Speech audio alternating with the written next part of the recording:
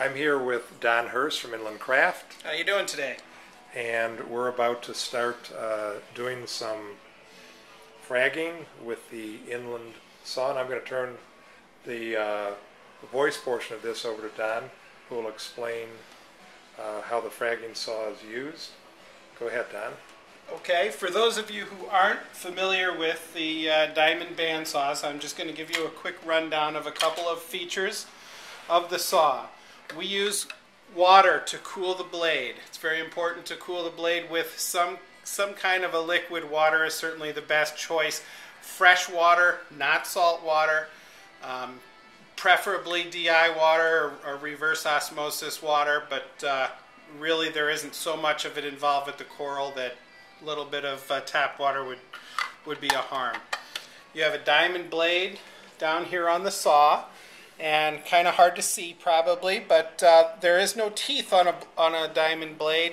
You just have diamond grit on the front, and that's what's going to literally grind through the corals. So if I actually bump my hand on that, it's No not going to problem. cut me? Absolutely. Real quickly, if you're just touching it for a second, you're not going to hurt yourself. If you hit it with something hard like a coral or with your fingernail, it'll grind on that. But for soft stuff like skin, it generally rolls right off of it. You've actually, I've seen you shape your fingernail on this, which is not an intended use, but exactly. it works just the same. Exactly.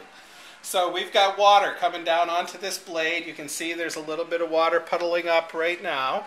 The water comes out the bottom of the saw, and you just drain away the dirty water. Always put fresh water on the top. Let the dirty water drain out. In this case, we just have it draining out into a tray. You can have a bucket under the table if you're doing a lot of So it drains out fragging. that small nozzle. Exactly. You can see some draining out right now. Okay. Right. The reason you want to put fresh water in the top is you don't know what you've been cutting, whether it's the coral itself or the substrate that the coral is growing on. Certainly, the less harmful things you involve in the next coral that you frag, the better off you are. Obviously, there's stinger cells on corals. There's toxins in corals that you don't need to share between one coral and the next. So fresh water on top, drain it out. Always use clean water. Okay.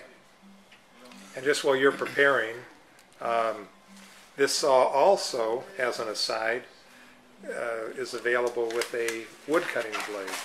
So without the coolant, you could use it for cutting wood, plastics, any other material. Sure, and a small blade for cutting non-ferrous metals as well. And the blade, those two blades have teeth on them, so they're a little more dangerous, shall we say. But you wouldn't want to more touch of a those. bite. Yeah. But they can also be used for soft corals too. The non-stony corals, especially the small tooth blade, would be great for soft corals where you don't have to go through any stone material.